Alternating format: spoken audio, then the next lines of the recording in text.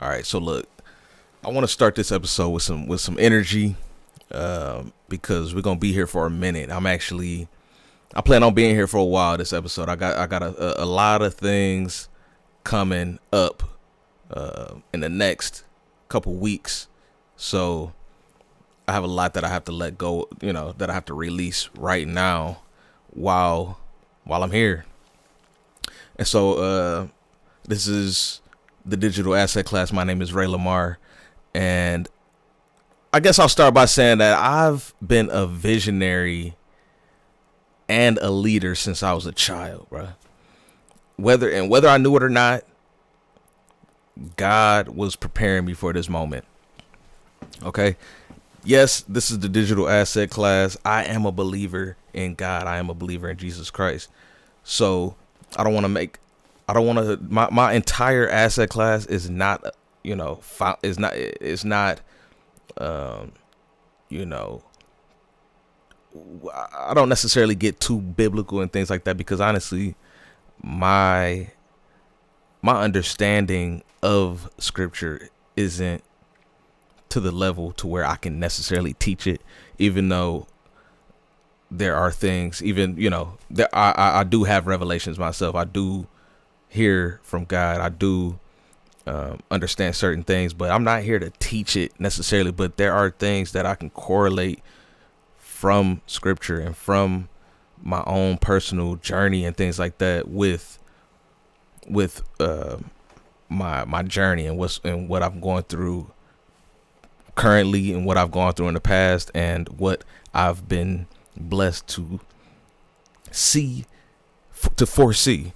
You get what I'm saying? So I was introduced to Christ at a young age, actually pretty intimately, because my dad, my father, who I would consider an ordained teacher of the word, I was introduced through him. He worked at GM for about 33 years. He laid the foundation for my family. But as a child, while he was speaking, I was seeing visions, and as a child, I didn't recognize them as visions necessarily. I just was zoned out. And so, but now, looking back, I know that God was revealing to me the future. He was revealing the future to me through these visions that I would have. And so, even then, as a child, certain things just didn't sit right with me. My dad would tell us certain things that just didn't. It just, like I said, just didn't sit right. He worked at GM. He would say that they had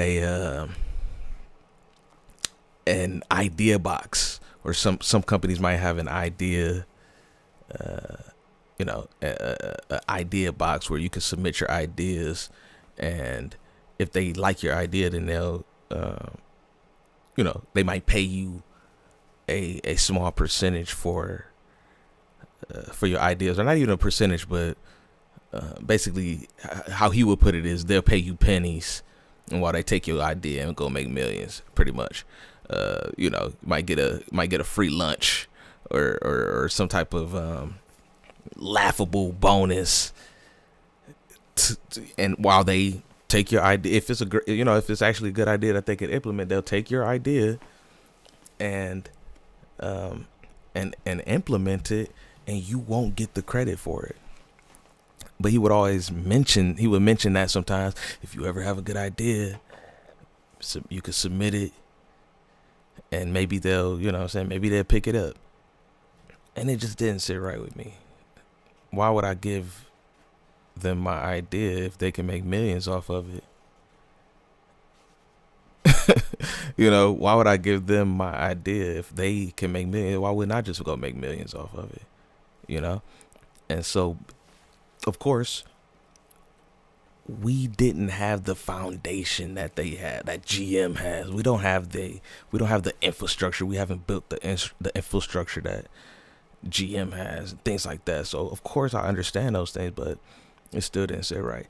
The elimination of the middle class. He would always mention that there would be no middle class in our generation.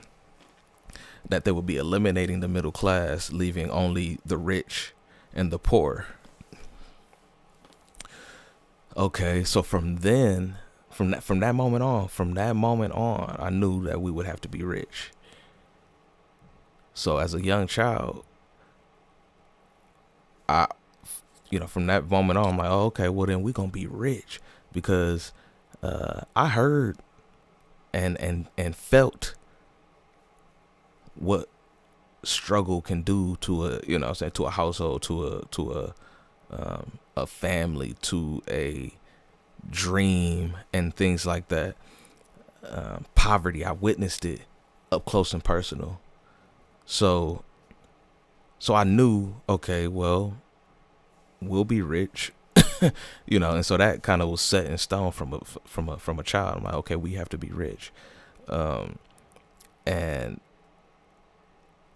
then so another one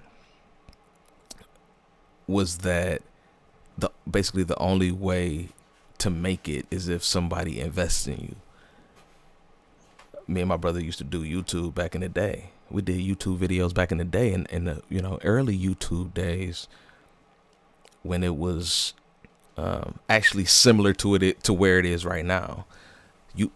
YouTube back in the day, it was all the early adopters, or pretty much it was a free for all. As long as you were consistent, then you could gain a audience, gain traction, get a following, and eventually start to monetize, or whatever the case. And so it's the same way right now. A lot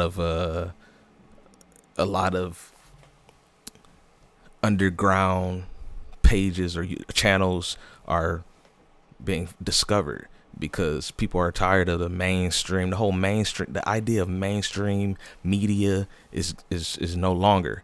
Now, don't get me wrong. These are cycles that, the things that are happening right now. ENT TV Studios, you got other channels. Look at Kai Cenat, DDG. They're opening the doors for the new wave of content creators. People like DDG, people like Kai Cenat, people like Pat Bet David, people like Myron Golden. They're opening the door for a new wave and for a new push of content creators to do what they do as well. And so we are living in a new era where new content is being discovered. And when I say they're opening the doors, what I mean is they have become the new mainstream media. They've become the new mainstream media. People watch, millions of subscribers, millions of followers, things like that. And there's plenty of people out here with millions of followers or millions of subscribers and things like that. And so some are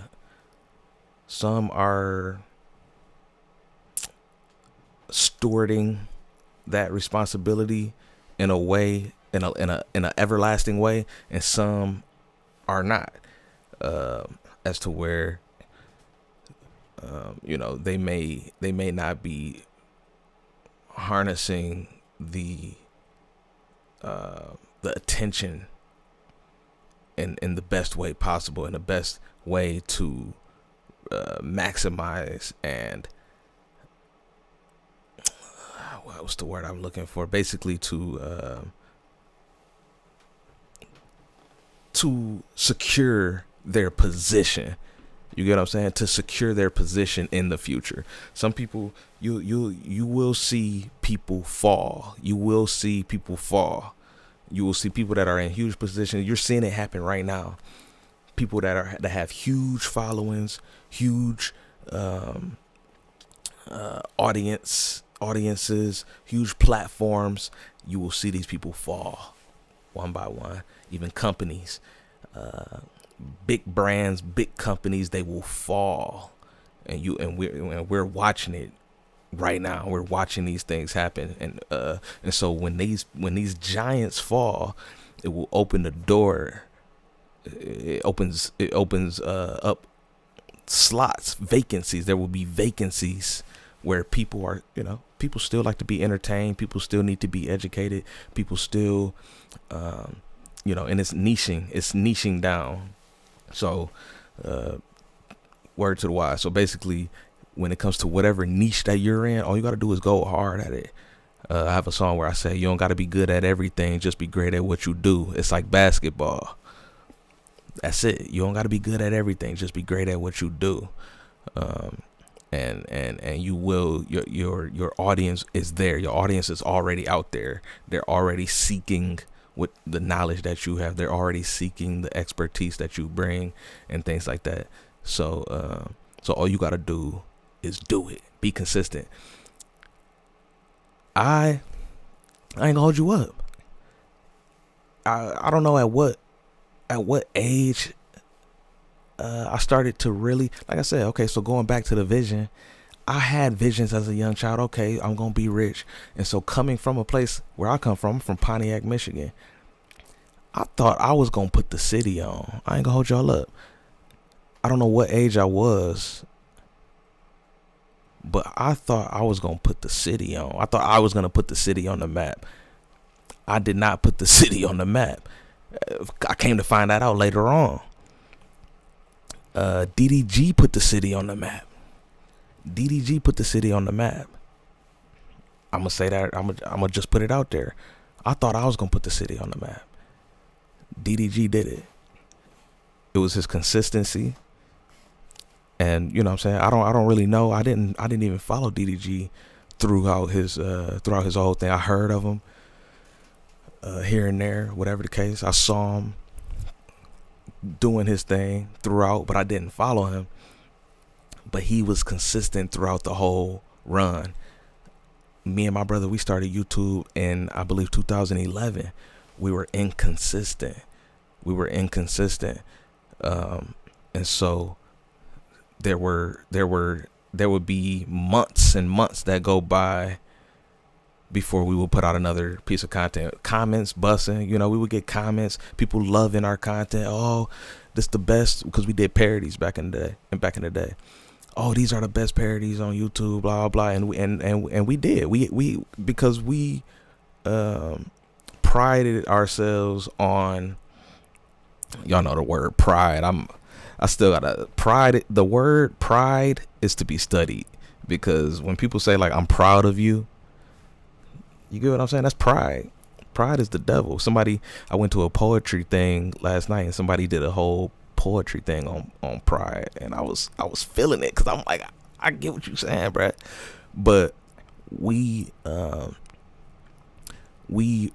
trying to think of another word, but I'll just continue to use the word pride. We prided ourselves on our lyricism, basically matching the lyrics up with the original song. Okay, if they said this, we want to make it rhyme as much as possible to the actual song. And so that's just how, and then obviously make it funny, whatever the case. It just made it potent. It made it more potent. We've been creators from a very young age. But like I said, DDG stayed consistent, and look at where he's at today. I thought I was going to put the city on. He did.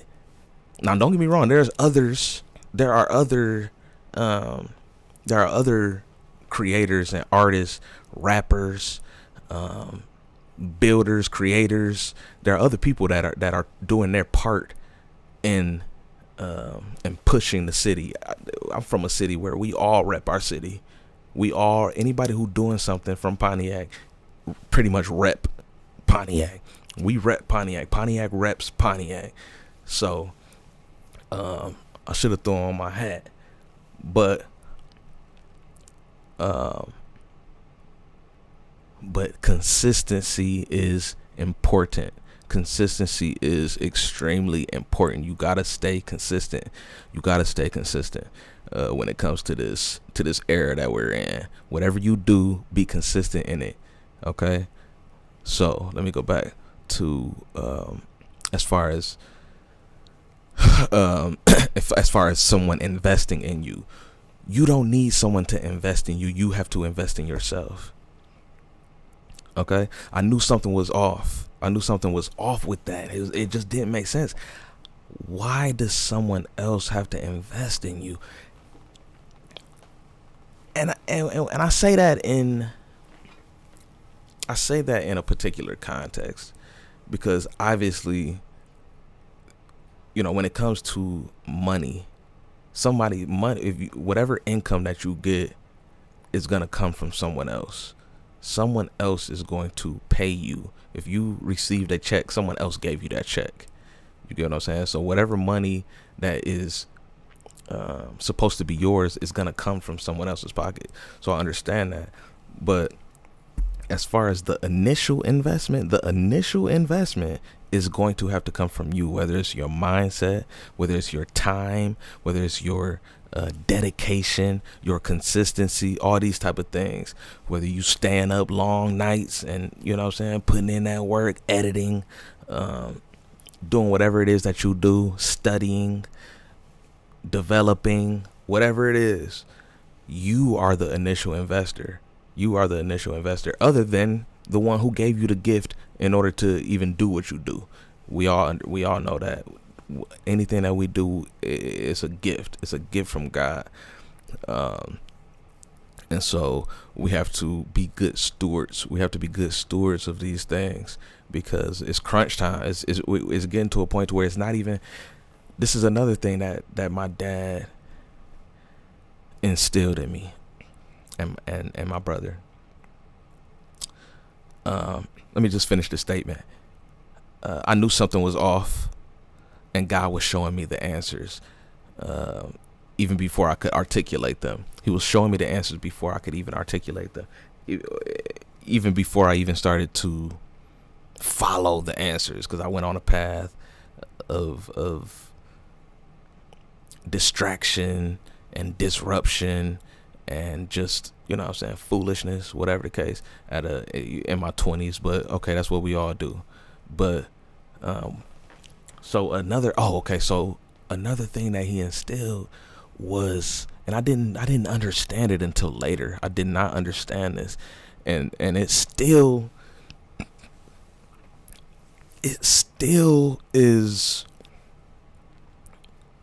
It's so deep. And he says, and he always say, and actually, I know I'm all over the place a little bit, but I like it. Okay, this is my platform. But and I named this podcast "I Homeschooled Myself" podcast because my dad actually homeschooled me and my brother throughout high school. We got homeschooled through high school, but after that I did end up going to college for a few years. I got paid to go to college, but even after college I continued my education, and so that's where the name "I Homeschooled Myself" come from, because I continued to educate myself. I just made it to 30 years old, so I'm 30 years old. I'm in my 30s, and I'm in my 30s. It's different now. So that's where the name comes from. It's in honor of my father, who decided to take us out of the public school system and homeschool us. He didn't do too much of the homeschooling. He made sure that we had the tools that we needed and understood the assignment. Simple as that. And so there will be more. We're gonna do more with the whole homeschool concept as well. But let me get to the point. He showed me at least,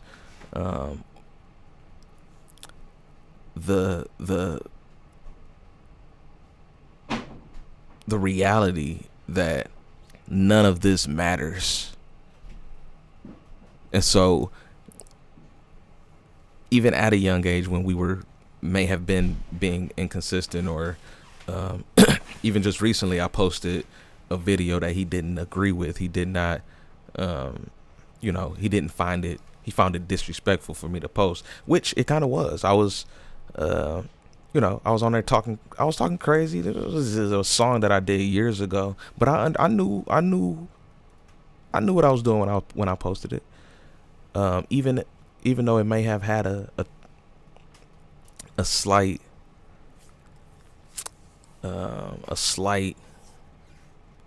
gray. It was slight gray, but even back in the day when we would post our parodies, there were things that there were deeper concepts and deeper contexts of understanding that he would spew that we just did not understand at the time, or that I did not understand at the time, pertaining to none of this matters. None of this matters. The streaming, YouTube, music, money, finances, wealth, just the everyday things. To him, it don't even matter. It don't even matter. It's not about that. And so it's hard to grasp that. It's hard to grasp that because you have to live every day. You have to wake up and actually do what you do. And people get up and they go to work every single day to pay bills in order to live and to take care of their people and everything like that. But yet the concept of making, and so I'm like, yeah, I ain't trying to have to work a job and slave my whole life and blah, blah, blah. But yet whole time he's saying none of that even matters. And this is, like I said, I can't even go into context about this right now. I would have to go in deeper, but basically what I'm leading to is purpose. What I'm leading to is purpose, because you do have a purpose in life. You do have a purpose. You do have a purpose while you're here. You are not put on this earth. And that's what I'm saying. It didn't make sense. It didn't make sense to me, but yet I understood where he was going. I understood what he meant, but yet in full context, it didn't. There was. It can't be that black and white for everybody. It can't be that black and white for everybody, because we live in a world where so much is going on. It's like you have to participate to an extent. It says in the word that we are not of this world. We are in this world, but we are not of this world. So we have to participate in the worldly activities. Everybody goes to work. That is a worldly activity. But at the same time, it's not. It's a godly activity. God went to work. God worked 6 days out the week and then rested on the seventh. That's a hustle. But he wasn't hustling. He was creating. That's not a hustle. He was creating. He created 6 days and rested on the seventh day. So that's to be studied as well. You get what I'm saying? And so while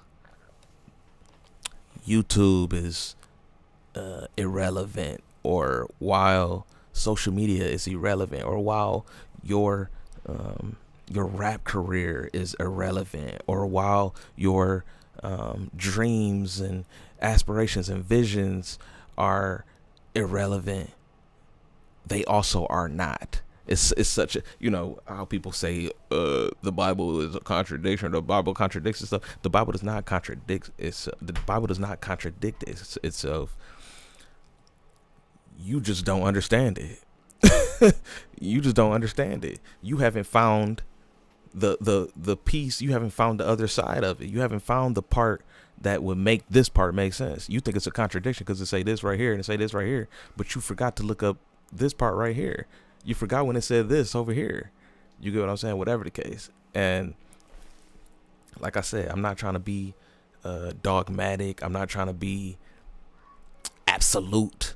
Actually, I will say I do want to be absolute. I don't want to be dogmatic with my approach, but I don't want to give too much room for argument, because I'm not here to argue.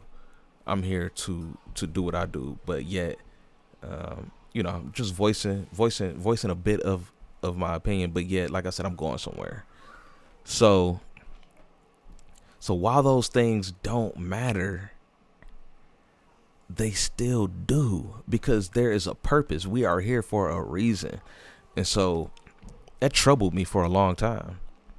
And so while I'm having bars in my head, and I'm like, over time, I'm curating my career, my rap. When I say my career, my art, my artistry, my ability, my writing ability, my ability to rhyme, or my ability to storytell, things like that.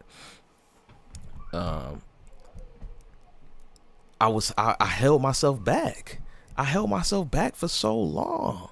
And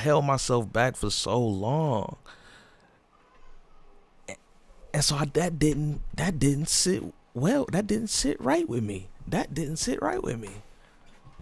You get what I'm saying? So while, and I have to say this in the right way. While, as Gary V, and other mentors, well, Gary V isn't necessarily a mentor of mine, but he's a known.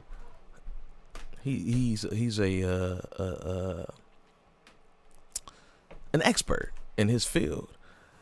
So Gary V will say, he'll say, F what your parents think, F what your parents say, things like that. He'll say it like that. I'm not going to say it like that. What I'm going to say, because you have to honor your parents. And so, like I said, while I still dropped that post, it may have been disrespectful. And I understand that. And I had to apologize. I apologized to him. I said, look, I didn't mean to no disrespect, and we chopped it up. And basically I started to, kind of tell him my story a little bit. But at the same time, you can't talk to somebody. You can't talk about your story to somebody who really doesn't, you know what I'm saying? It's not that he doesn't care. It's just like, that's not what he's here for. And I get that. That's the part. I get it. So it's like, and so I have to also relay that message. Because that message is too deep for me to leave. Like, for me to say, oh, we creating wealth. I'm dropping the biggest mixtape of 2025. I'm doing this. I'm doing that. We get money. We blah, blah, blah, blah, blah. It doesn't matter. It doesn't matter if you are not aligned with the truth. That's the part. It doesn't matter if you are not aligned with the truth. That is the part. You can do whatever you want to do. All of that is fine and dandy. But if you're not aligning yourself with God's purpose, with God's will, then you just wasting your time. You wasting your life. You fooling yourself, this and that. And so that's the part. I said all of that to say that. And so while he's having his opinion and his way of instilling certain principles in us, God was working. God was doing the inner workings. You get what I'm saying?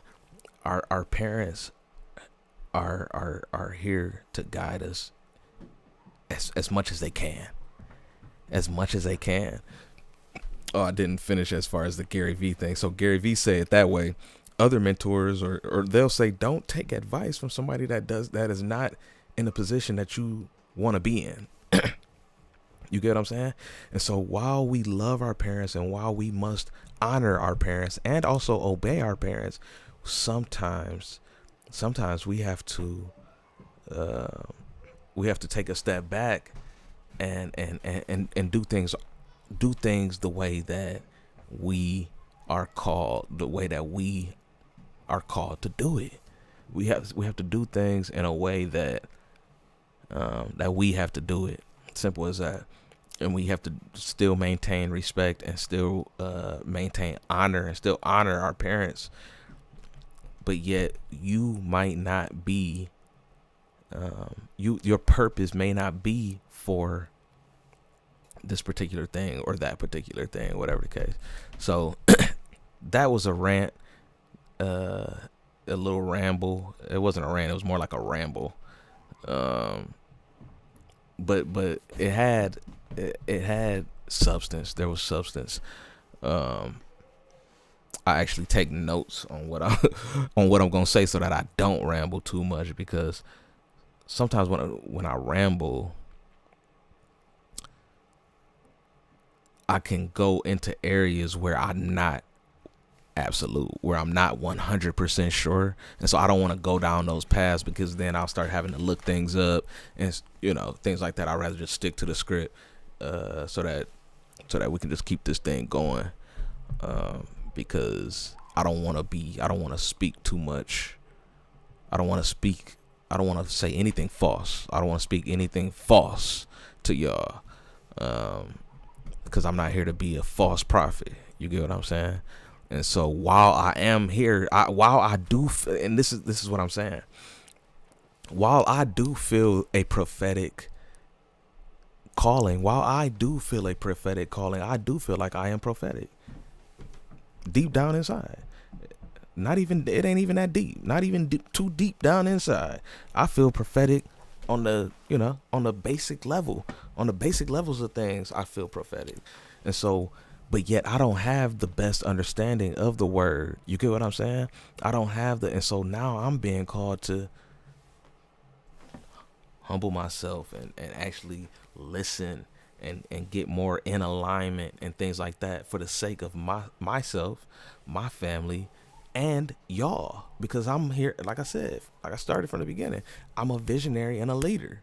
And so I'm having to silence the voices in my head in order to align myself with our Creator, so that He can lead me and He can guide me, and so that I can be the leader and the visionary that He wants me to be on this earth while I'm here.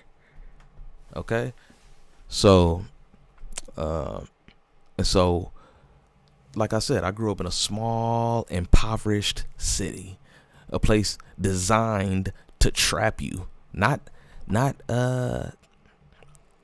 would say not intentionally, but it is intentional. Y'all know oppression is real. You get what I'm saying? So this place was designed to trap you. This place was designed to trap you. I spoke with this lady yesterday. She was talking to me about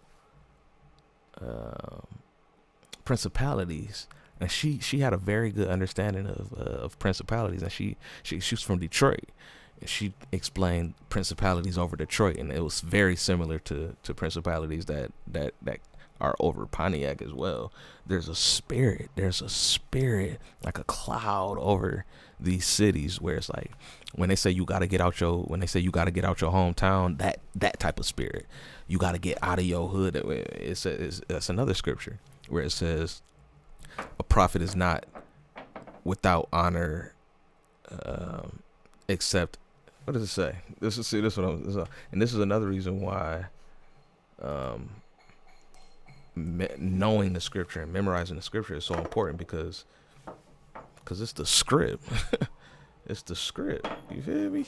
Let me get this verse real quick so I can continue with the message. But it says a prophet. Let me just look it up on Google. A prophet is without honor. Here we go.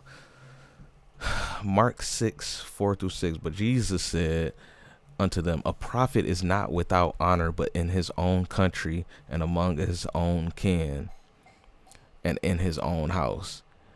And he could there do no mighty work, save that he laid his hands upon a few sick folk and healed them.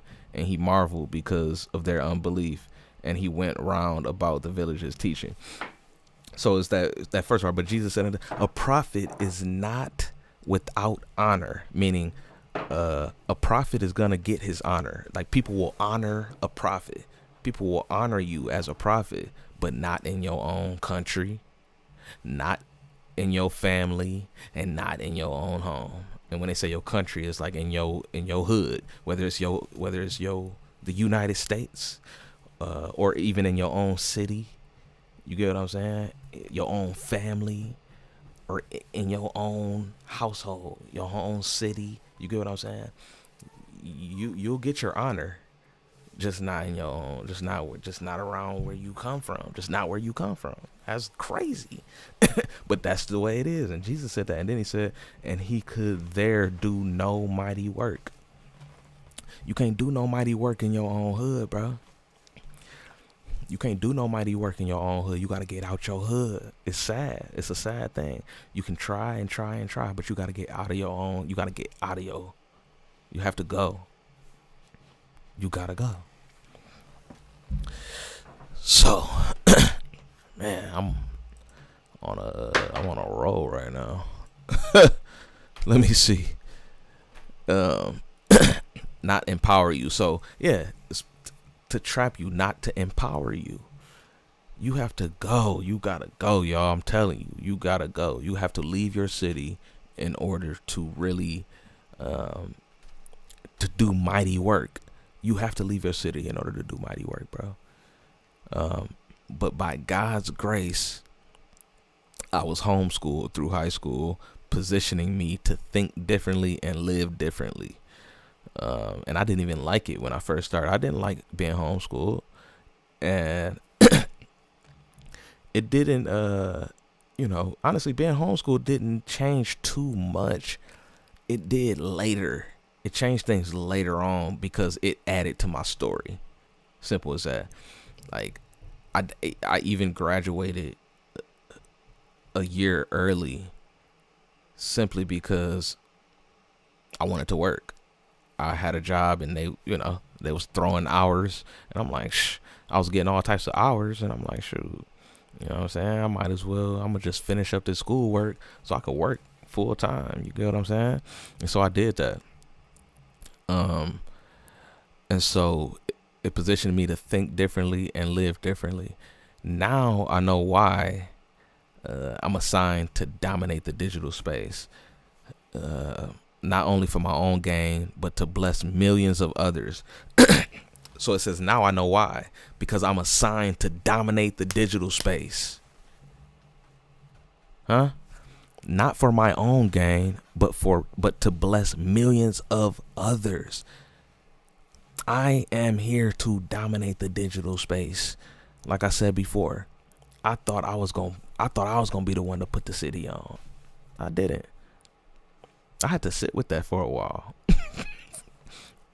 I'm like, once I started seeing, the type of moves that dog was making, I'm like, he did it. Congratulations to dog.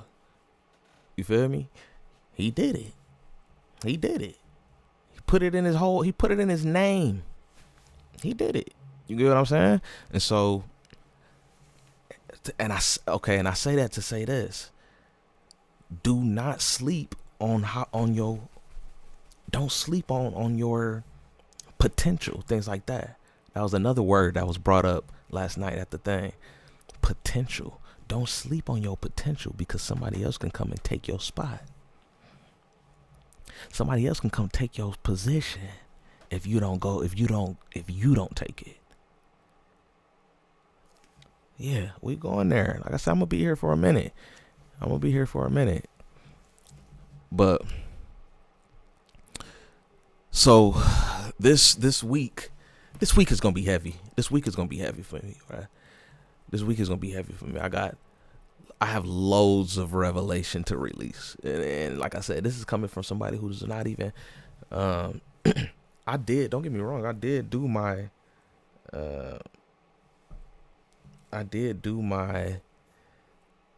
kingdom. I sought the kingdom because I kept hearing, there was a period in life a few years back where I kept hearing and seeing, seek the kingdom first, seek the kingdom. I'm like, what is the kingdom? And so I sought the kingdom, and so that took me into a place. I dived in to understanding the kingdom for years. And so here I am with a little bit of understanding, asking for more, praying for more understanding and wisdom. And he's unlocking these things that he had already been instilling in me the whole time. So some sessions will be more informational, where I'll be teaching information, whatever the case. Some will be tactical workshops where we'll be going over how to do certain things, because like I said, it's not for me. It's not just for me. I have to get to it. I got to get to it for y'all. And actually, we honestly, bruh, like I said, things are changing. Things are changing. I'm actually excited. I'm looking forward. Whatever the case, we're gonna be in. I don't even want to say it. I just want to show y'all. But and some will be instructional with practical steps. You get what I'm saying? So by the end of this entire thing, you'll understand why digital wealth is your kingdom advantage, and how you can start building it today. Start building digital wealth. Digital wealth. The world is going digital. You understand? It goes over people's head, bruh. It frustrates me sometimes. It don't even frustrate me, but I see it. I see these things go over people's heads. I see these things go over people's heads, bro. When I talk, it goes over people's head, and they don't understand, and it makes me sad. All right. So, why digital assets are so important? Let's go. Assets have always been the foundation of wealth. From the days of agriculture to the digital era, those who owned assets controlled the flow of money, influence, and power. So by the end of this session, you'll understand how assets have shaped wealth through history, and why digital assets are the most powerful wealth building tool of our generation. Okay? Yes. Digital assets are the most powerful wealth building tool of our generation. For anybody, no matter where you come from, no matter if you are rich or not, you know what I'm saying? You can create wealth through digital assets starting now. Yes. So, the history of assets. So before I go through the history of assets, I actually want to mention gold as well. This is something that I learned from Myron Golden, as far as gold being the standard for wealth since biblical times. And every time gold was mentioned in Genesis, it was mentioned in perpetuation, I believe the word is that I'm thinking of. It was used in I don't even remember the word that I just said. I'm trying to get all this stuff together, but look, it was used for God's people. I'll put it to you like that. Every time gold was used, and every time the word gold was mentioned, it was mentioned. I think I still want to use the word. What did I say? Preparation. Okay, I'm over it. Every time gold was mentioned in Genesis, it was used with God's people. It was used with God's people. It was used it was a positive thing for God's people. And so I'm not going to go into that, but wealth is for God's people. Wealth is for God's people. God put gold here on the earth for his people. God put wealth here on the earth for his people. He don't want you to be broke, bruh. He don't want you to be broke. You go to work every day to get money. Like, just think about it like that. People have such a messed up view or a skewed concept of money, and it keeps them trapped. It keeps them trapped, and it keeps them in a box, and it's a sad thing. You go to work every single day for money. So don't look at money like it's the enemy. People look at money. People wanna get money. And it's not just money, by the way, but money is how we calculate it these days. But guess what? It's gonna transfer to digital, and so that's why we here, because you better get some understanding. But you go to work every day for the money. Why not get to it? Why not really get money? It's because, one, we were programmed to go to work. We were programmed to go to work. Why? Because the people who created the school system were the people who owned the factory system. The people who owned the school system were the same people who owned the factory systems. And so they didn't teach you in school how to become wealthy and how to become a business owner and how to be a successful, steward of resources. Nah, they taught you how to take instruction. They taught you how to, how to be best fit for their factories and things like that. So the history of assets, so it starts with the agricultural era. Land, crops, and livestock represented wealth. So if you owned land, if you had crops, if you owned livestock, then that means you could feed your family. That means you were wealthy. Like, yeah, I got land over here. I got some crops. I got some livestock. We can have some steak. You know what I'm saying? And you could breed. You could breed it. You could breed these. You could breed the livestock. You could grow new corn and bread and all fruits and vegetables and things that grow from the ground. You get what I'm saying? And you had land. Got these acres. Wow. You feel me? Wealthy. Fast forward. It doesn't tell the time. It doesn't tell the time slots. I thought I put the times, the eras. But yeah, the agricultural era was from like basically the beginning of time up until I believe the 1700s or something like that. But and then the industrial era, where factories, machinery, and infrastructure generated massive wealth. Why? Because they started creating machines. They started building machines in order to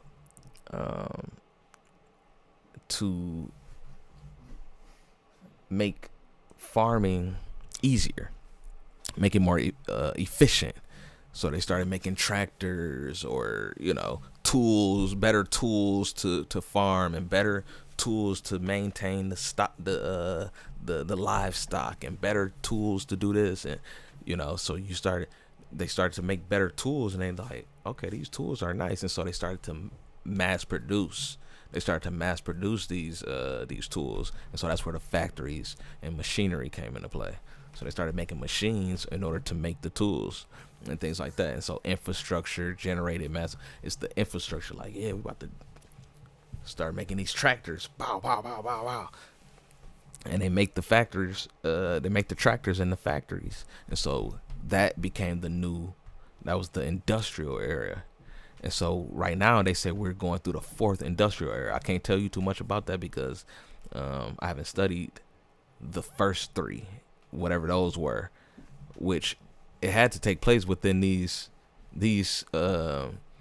eras that I'm mentioning right now. But I don't know exactly what they would deem as the industrial era number 1, industrial era number 2, industrial era number 3. But they say Trump is bringing in the fourth industrial era. So, um, the third era is the distribution era. Supply chains and retail networks became dominant assets. So, this is where, okay, you start building these machines and you start building these tools and creating and creating all these tools and machines and everything like that. Now we got to distribute this stuff. How are we gonna get these things sold? And so that's where distribution era came in, sales, and people started making retail stores and Home Depot, and I'm not saying that Home Depot was created in this era, but it probably was. So you just have to look it up. Let's actually do a little bit of research since we're here. Let's see when Home Depot was founded. When was Home Depot founded? Home Depot was founded in 1978. So it was a little later. Home Depot was founded later. Let's see, when did the distribution era begin? The distribution era began in the early 1900s. So Home Depot came later. Home Depot came shortly after the distribution era began. So specifically around 1920. So basically Home Depot came 50 years later. You get what I'm saying? But so mass production meets mass distribution. With industrialization in full swing, companies could now produce large quantities of goods quickly and cheaply. The focus shifted to efficiently distributing products to consumers through expanding transportation networks, so trucking, shipping, and things like that. Retail and chain stores expansion. So this era saw a rise in department stores, chain stores, mail order catalogs, companies like Sears. Okay, so when did Sears start? So it's a company like Sears, Roebuck Company, and Montgomery Ward dominated through large-scale distribution. Automobiles and trucks transformed distribution. The invention of automobiles and the expansion of highways made it easier to move products across regions, reducing delivery times. Marketing and advertisement, even like network marketing and marketing and advertising sales it became more prominent. So Sears was founded in 1892. So Richard Sears began selling watches by mail order, which became wildly successful.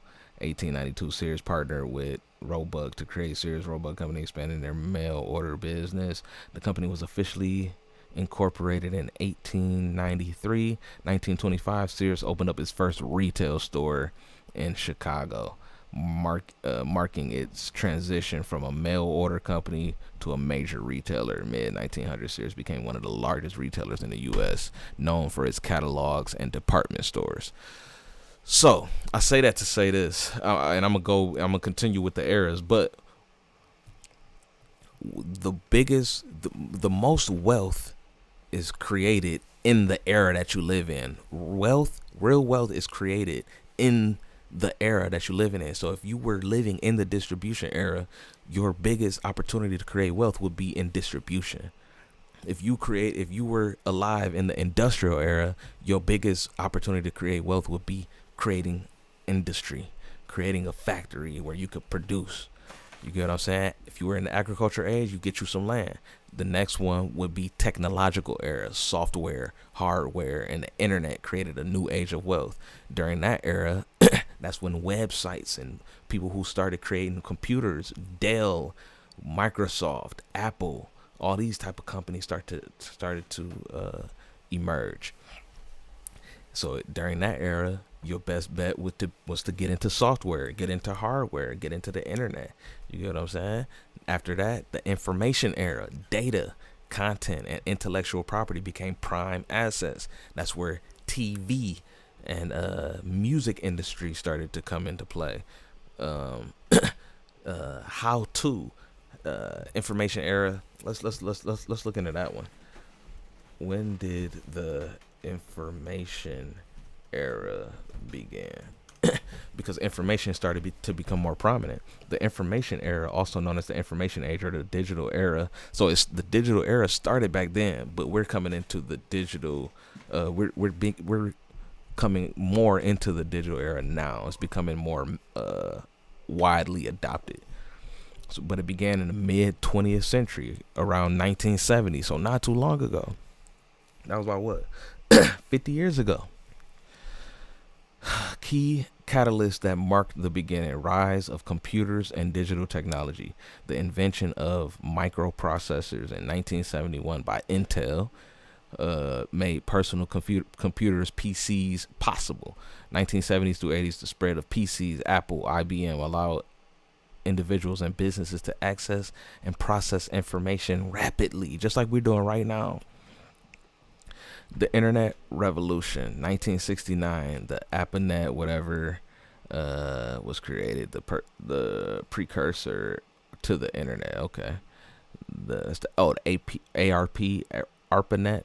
I don't know what that is, but 1990s, the World Wide Web became public, giving rise to instant global communication and information access. So that was in the 1990s, was when the World Wide Web became public. We are now living in the era of Web 3.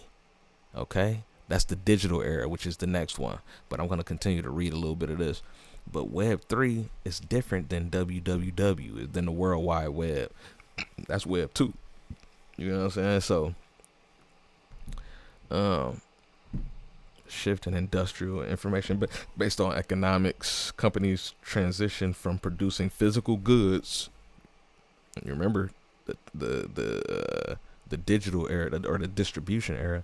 Companies transition from producing physical goods to creating digital products, services, and information systems. This is where like even books became a thing. Well, books were always a thing. What I'm saying is digital books, ebooks, all these type of things where you could you could send it through the net, you could send it through the internet, email. And email is becoming a more popular thing even now. Email has been popular since then, but email is becoming even more popular now because it's a way, because people are still coming into this era, and as it's changing, the whole entire industry is changing. We've become more digital, and so we're coming more into digital. So email is more important than actual mail. People moving around, you can't even reach people where they at, but they got an email address. You know what I'm saying? The tech sector became a major driver in global wealth. Y'all hear what I'm saying? Data as the new currency. With the rise of data collection, storage, and analysis, information itself became a valuable asset, which is why they sell your data on Facebook and everything like that. As soon as you sign up and you click I agree, they selling your data and you don't even know it. Like, there's a level of tech that we don't understand, that the average person don't understand. There's a level of technology that they are just, they sitting back and just raking it in on us, you know what I'm saying? And we have no idea. We just scroll. You know what I'm saying? We use social media for certain reasons. They use social media for other reasons. You get what I'm saying? The information era laid the groundwork for the digital era, which we are in now, marked by blockchain, Web3, and digital asset ownership. Okay? So look, that leads us to the digital era. NFTs, crypto, digital real estate, tokenized platforms are a new frontier. Key insight: the new land God is giving his people isn't physical, it's digital. It's digital. So now we can incorporate pretty much all these eras. Our agriculture, we have land, it's called a domain. It's called www dot. You get what I'm saying? Your website, your social media platforms is your land. You can you can mass produce and mass distribute all from your land, all from your website. You can produce technical information. So basically, you're using hardware, you're using software to deliver information all through the digital space, bro. It's so easy. it's so it's so easy. It's so easy, but yet it's it's the conditioning. It's the conditioning that we've been programmed to believe that makes it more difficult. It's a mindset. You got to go through a complete mindset shift in order to really just go hard at this. And then you got people that won't come together to make this happen. So sad, bro. People want to do their own things, which I understand. But if people understood the power in partnerships, you would be out of there in a heartbeat, just like that. You could literally take off because there's so many people, and then especially people in other countries. I have a team of people out on the whole other side of the world that are they would turn up everybody around here. I got a team of people across the world that would make you some money if you partnered with them. You wouldn't even have to do too much. You just gotta answer they responses, like, and be on top of it. There is work to do. You do have to be active, but you don't even have to do the majority of the work, and they'll work on percentage basis. So traditional versus digital assets. Traditional assets, real estate, stock, businesses. Digital assets, NFTs, crypto, digital real estate, and intellectual property. The old economy, in the old economy, you needed physical assets to build wealth. In the new economy, you can own digital assets that are easier to scale and monetize. So, if you're ready to start building digital wealth, comment Kingdom Wealth below, or you can DM me, Ray Lamar. It's the ENT on Instagram, Ray Lamar Wiggins on LinkedIn, or Ray Lamar on anything else, or you can just comment, whatever the case. But look, how digital assets are shaping the new economy. Let's break this down. So the new wealth models, which we focus on primarily here at ENT TV Studios, is NFTs, non-fungible tokens, digital ownership with resale value. Digital ownership with resale value. I'm gonna let that sink in for a minute. Let that sink in, bro.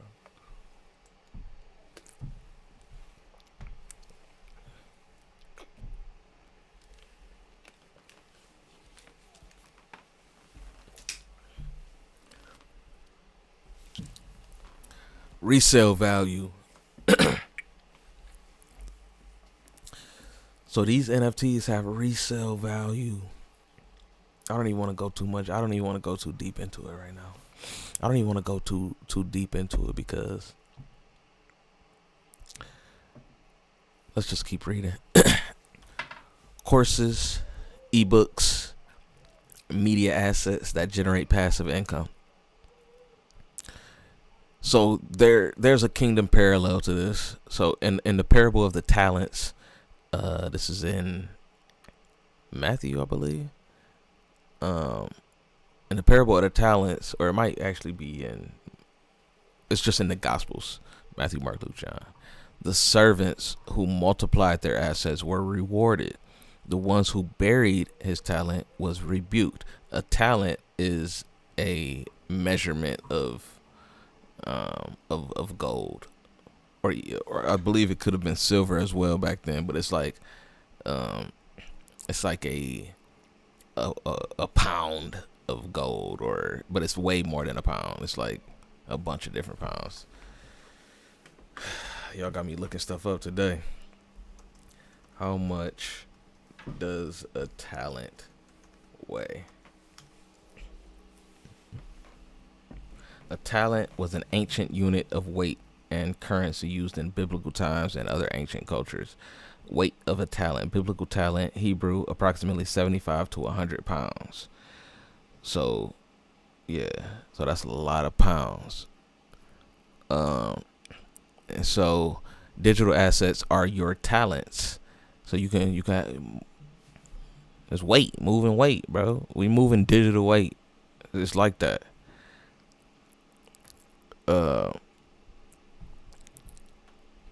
And God is calling you to multiply them. So don't wait, move weight. I'm about to coin that. Don't wait, move weight, bro. The economy is shifting, so you need to position yourself right now. You need to position yourself to multiply your digital assets. Simple as that, man. I don't even want to go into too much, but I kind of do.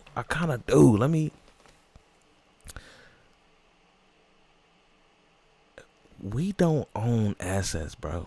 As a culture, we don't own assets.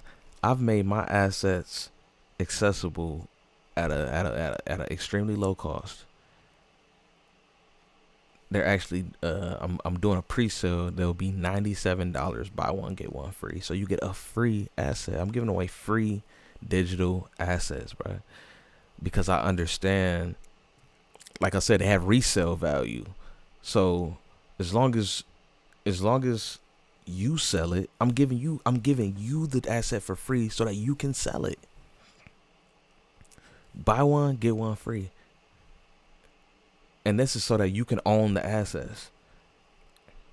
We have like I said, we have workshops and things like that to where we can teach you how to create your own assets as well. But sometimes that could be a bit too much for people, or it might not be the right time, or they may not be able to invest right at the moment in order to create their own assets. But that's why we have our own assets. That's why we have our own. You don't even have to create your own assets. You could get rich off selling my assets. I said that in that same song where I said you don't got to be good at everything, just be great at what you do. I said you better off selling my products needed like shirts and shoes. This better than posted in some trenches smacking out perks and food. Basically, this is better than selling drugs. And not saying that selling drugs is good, but selling drugs has always been a thing in our culture, or whatever the case. Selling drugs, that's the dope game, and that's how you get money and all that. I sold drugs before. You know what I'm saying? So this is better than selling drugs. So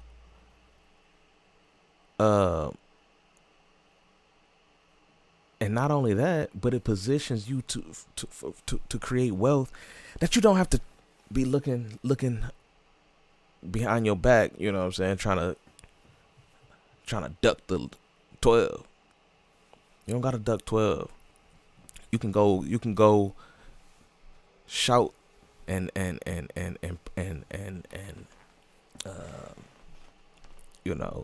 preach from the mountaintops with this stuff, because there's nothing wrong with this. There's nothing wrong with it. There's no it's not illegal. It's actually legal. And okay, so let me tell you the perks that I keep pointing over here, but my brand name is over here. But so the best thing about what we do here at ENTTV Studios is we incorporate our assets with the education that you need in order to create more wealth. I don't know anything about digital assets. Okay, well then get you one. You know what I'm saying? Not only get you one, get you two. Get you one and get you another one for free. So that by the time you get it, it comes with the information. I'm giving you the information right now. You get the asset, it has information inside, and then not only that, but my assets come with ownership. They automatically come with ownership because they're assets. So you automatically own the asset. But I'm offering ownership in my music. That's what makes mine different. I offer ownership in my music. As far as other NFTs, I'm not here to promote anybody else's NFTs other than mine because I don't know what they got going on. Now, if it makes sense and if you do the due diligence and you know what I'm saying, but like I said, I don't know what these other companies and brands and things like that have going on personally. But I do know that this is the way. I know that this is the way, but you can't trust everybody, and so that's why I'm building my brand personally in order to offer my digital assets to my people because it's no we don't need to struggle no more. There's no need for us to struggle no more, bruh. We are in a position where we could just go hard at this, honestly, and you incorporate what you do with it. You incorporate what you do. If you are a a Bible reader, if you just want to study the word all day, every day, which is what kings do, by the way, study it and write it and write it. If that's all you wanted to do, you can do that and sell digital assets as well. If you are a a student and you go to school full time, you can go to school full time and sell digital assets on the side. If you own a business, you can incorporate digital assets with your business and take your business to completely new heights. Okay? You can, if you let's go back to the student. If you really tapped into selling digital assets for your entire collegiate experience, you would be making more than the average person if you do it the right way. And so that's what I'm setting forth to do. I'm setting forth to create the environment, the atmosphere, the culture of providing value through these assets. The assets are already valuable. It's just about revealing the value to the people. You have to show the people why should I buy these? You get what I'm saying? So that's what we're here for. That's what we're here to do. So let's see. So what's the importance of investing now? Exactly what we were just talking about. The market doesn't wait. If you don't act now, you will be left behind, bro. You see, I saw a comedian talking about how Trump got in the office. He said, when you got stuff to do, you go home and you got to do laundry, you got to do the dishes. He said, you don't just go right in and do the dishes. You don't just go right in and get straight to the laundry. You chill for a minute. You might go watch a little Netflix. You feel me? You might go eat a snack or something. You know what I'm saying? You don't just get straight to it. Trump got straight to it. Look, it's time to get straight. He's as much as people don't like him, but there are certain things that certain principles that we should pay attention to. Trump got right to it. He was not playing with his time. He know he got 4 years and that's it. He's not playing with his time. So this is post-COVID. It's the post-COVID reality. While many were scrambling, those who owned assets multiplied their wealth. In March 2022, or in March of 2020, Bitcoin was at $4,000. By the end of the year, it was over 40,000. my NFTs are at $97. Buy one, get one free right now. Y'all better get in while you fit in, is what I'm saying. And honestly, the reason I'm going on this push right now is because I'm doing it for my people. I'm going on this push for my people because, to keep it a buck, I'd rather sell to those people. I'd rather sell to the people that already own digital assets. Those are the people that I should be selling to. But I've built my one. It's in my heart to sell to my people. So I'm building up the awareness and basically the presentation. I'm presenting it to the people, but even as I'm speaking right now, I'm like, yeah. It's really about selling to it's really about selling to the rich people. Rich people are the ones with the money. You sell to the rich. You sell to the rich. You don't sell to the broke. You get what I'm saying? So while I do have a heart to help the people that are around me and things like that, we just mentioned that's not how you won't get any honor. You won't get the honor that you're looking for through that. So that'll wrap up this episode, and I'll just play. But look, so practical insights, because actually that's not my market. My market is not broke people, so I don't even expect broke people to be watching this. You know what I'm saying? You might be going through financial hardship. You might be struggling a little bit. You might not have no money to your name right now, but I don't look at you. But you shouldn't look at yourself as broke. You feel me? Broke people don't watch this. Broke, especially if you are listening to me right now, if you are listening to this part, if you've made it this far into podcast, you for sure different. Straight like that. You for sure different. You know what I'm saying? So if you have consistent income, build your asset portfolio immediately. If you have consistent income, build your asset portfolio immediately. Crypto, NFTs, digital real estate. If you do not have consistent income, learn how to sell digital assets in order to generate income. Get a hold of ENTTV Studios. Get a hold of me so that we can show you what you need to do in order to start taking your income to the next level. If you make, you can double your income. No matter what you make, you can double your income with this. No matter what you make. Straight up. It's about being strategic. Yeah. So if I make $10 million a year, I can double that. If you make $10 million a year, hit me up and we can talk about it. You get what I'm saying? So, and if you make $10 million a year, I bet you you're already implementing digital strategies more than likely. And if you're not, then yeah, we for sure can double that. Emotional appeal. Let me see.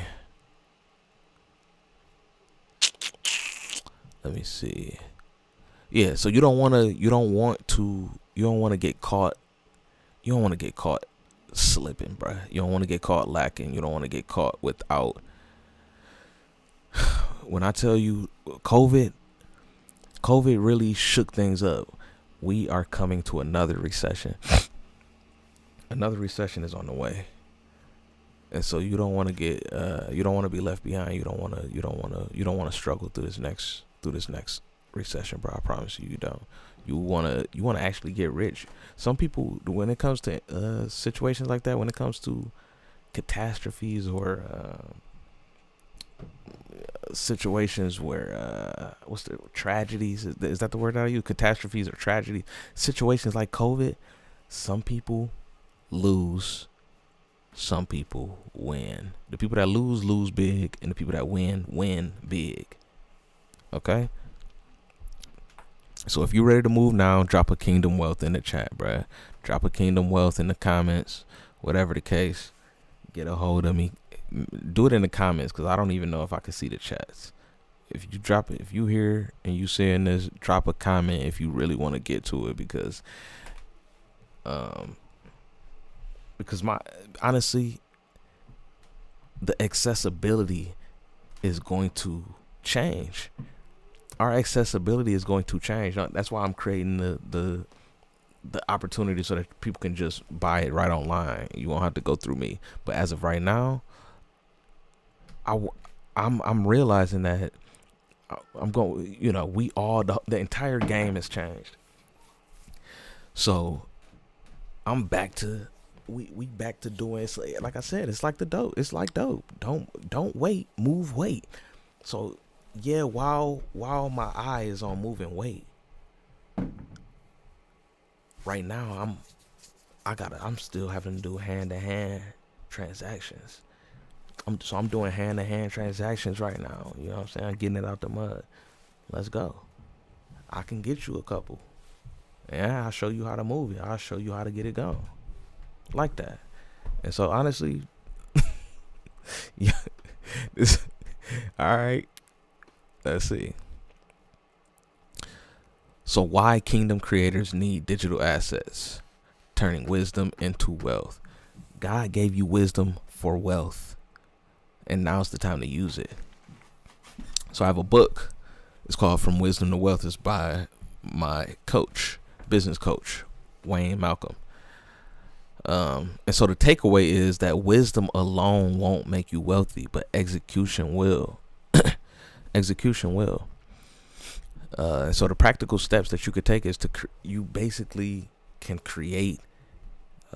You can create assets on your own from your creative works. Whatever it is that you do creatively, you can create a digital asset to go along with it, or that directly. How can I put it? It basically represents. You make a digital asset that like a book. If you have a physical book, you can make a digital asset that is that same book. It's the equivalent to that book. It's just not a hard copy. It's called an ebook, or even an audio book. That's another digital asset. You can and you can even transfer the audio book into a video. You can somehow make a video out of it and make it a video. These are all digital assets. And then you can also make it an asset to where it already is an asset. If it's a digital asset, it's a digital asset, period. Me, like I said, we just specialize in NFTs because it incorporates Web3 development, and so it has resale value. So if you buy my NFT, then you can resell it. You don't have to own it forever. You can own it, you can get the information, and then you can sell it to someone else at a higher price. You can sell it to someone else at a higher price and make a profit off of it. And we show you how to do that in the NFT. The NFTs come with information. They come with files attached and embedded inside of them. Unlockable content that you can unlock and use. And so it'll teach you how to take these digital assets and market them in order to make a profit. And if you get them for free, you could buy up to 100. During the pre-sale, you could buy up to 100 NFTs. And so with that, like I said, buy one, get one free. So you buy 100, you get 100 assets for free, bro. You a winner. I wouldn't even sell. I would hold them for a minute. I would hold them. If you get, I don't care how many you get. However many you get, I would hold them for a minute.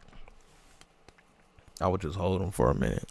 You can slang them boys for 10x. Selling them for $1,000. I'll teach you how to sell them for $1,000 a piece.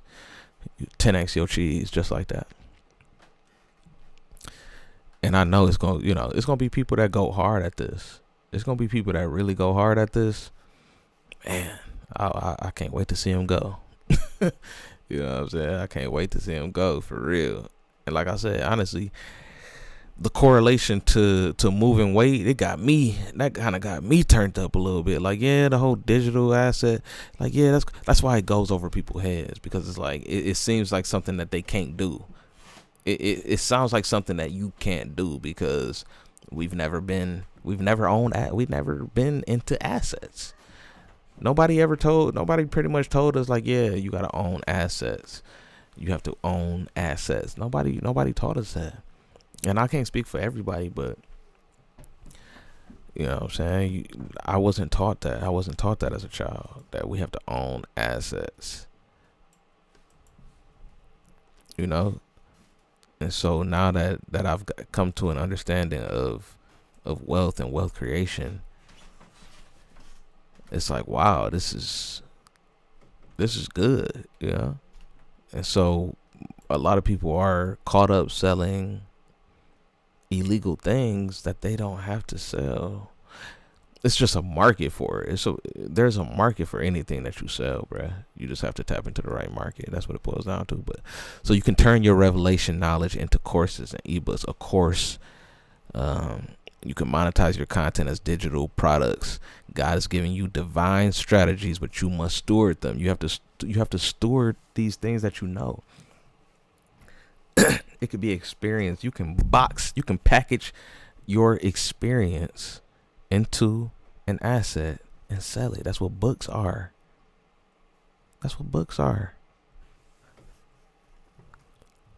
So if you are a king, especially if you're a kingdom entrepreneur, it's hands down. So if you're a kingdom entrepreneur ready to build wealth, drop a kingdom creator in the chat or DM me. Like I said, I need to actually turn on my chat. I need to turn on my chat on here because I don't know who in here right now. Let's see. So we're about to wrap this up here in a second. Let's see. Practical steps to building your digital asset portfolio. I'm going to just wrap this up. So let me show you how to build your digital wealth step by step. You can create courses. You can create NFTs, digital products, Mintable, platform. You can choose a platform, Mintable, OpenSea, or a custom tokenized platform. Mine are on SoulSea. You can go to soulsea.io, type in season 1 campaign run, and you'll see the brown skin foreign NFTs. Boom. You can go there and you can buy them. But they're priced at market value. They're marked at market value right now. Get a hold of me. Just comment or something like that. You can get a hold of me and see how you can get the pre-sale price so that you don't have to pay the market value. You could just pay $97 and get 2 of them. Or you could pay, you could pay 97 times 8 and get 16. You know what I'm saying? You buy 8, get 8 free. You buy 20, get 20 free, whatever the case. So y'all can get at me on Instagram. It's the ENT or at ENT TV Studios. Get at me wherever. Hit me up. Let me know how many you want to grab, whatever the case. Whatever information you might need, let me know, and we're gonna be on that. So if you're ready for early access NFT pre-sale, then DM me, bro. Get at me. It's all good in the hood. Yeah, this is the digital asset class. Like I said, we got a couple other things that we got going on as well. So I'm gonna be going live again.